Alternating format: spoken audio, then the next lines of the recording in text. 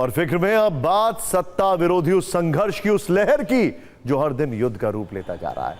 अब तक तो इसका नाम गृह युद्ध है, विरोध प्रदर्शन है, लेकिन जो इसमें नए ट्विस्ट आ रहे हैं, जो नई बयानबाजी हो रही है, उसके बाद ऐसा लग रहा है कि वर्ष 2026 का पहला युद्ध शुरू होने वाला है। तस्वीरों से आप समझ गए होंगे बात ईरान की हो रही है। बात ईरान की हो रही है, मतलब यह कि नए युद्ध की युद्ध भूमि ईरान होने वाली है, जहां अब तक प्रदर्शन वाले पटाखे दिख रहे थे। बहुत जल्द वॉर वाले शोले भी भड़क सकते हैं, क्योंकि अमेरिका के राष्ट्रपति डोनाल्ड ट्रंप ने ईरान को क्लियर मैसेज दे दिया है, लॉक्ड, लोडेड और रेडी टू गो। ये ट्रंप के सोशल मीडिया पोस्ट से निकले 3 नुकीले शब्द हैं, जो आज ईरान के सर्वोच्च नेता खमनेई की चिंता को बढ़ा रहे हैं। उनको ये सोचने पर मजबूर कर रहे हैं कि क्या किसी भी वक्त ईरान पर अमेरिका बम बरसा सकता है, क्या किसी भी वक्त अमेरिका ईरान पर मिसाइल दाग सकता है, किसी भी वक्त अमेरिका ईरान में तबाही ला सकता है। फिक्र की इस रिपोर्ट पे देखें।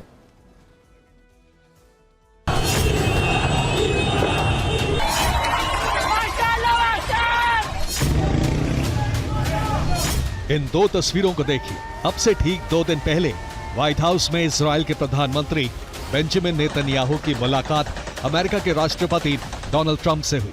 इसके बाद ईरान के अलग अलग शहरों में खमनेई के खिलाफ विद्रोह लगातार बढ़ता चला गया। आज ईरान तख्ता पलट की कगार पर है। हम ये नहीं कह रहे हैं कि ईरान में बगावत के पीछे ट्रंप या नेतन्याहू का हाथ है, लेकिन ईरान में एक बड़ा वर्ग मान रहा है कि ईरान में हिंसक प्रदर्शन के पीछे विदेशी साजिश है। लेकिन अब इन तस्वीरों ने ट्रंप को भड़का दिया है। इन तस्वीरों को देखकर ट्रंप बेहद गुस्से में है, क्योंकि पूरे ईरान में हो रहे प्रदर्शन में पिछले 24 घंटों में ही 7 लोगों की मौत हो चुकी है और 17 लोग घायल हो गए हैं। पहले ट्रंप का गुस्सा बढ़ाने वाली इन तस्वीरों को देखिए। ईरान के अजनाबे प्रदर्शनकारियों ने पुलिस स्टेशन फूंक दिया। 3 प्रदर्शनकारियों की मौत के बदले जगह जगह आगजनी की गई। नहाबंद शहर में प्रदर्शनकारी बेकाबू हो गए। सैकड़ों प्रदर्शनकारियों ने पुलिस घेरा तोड़कर 5 मुख्य चौराहे जाम कर दिए।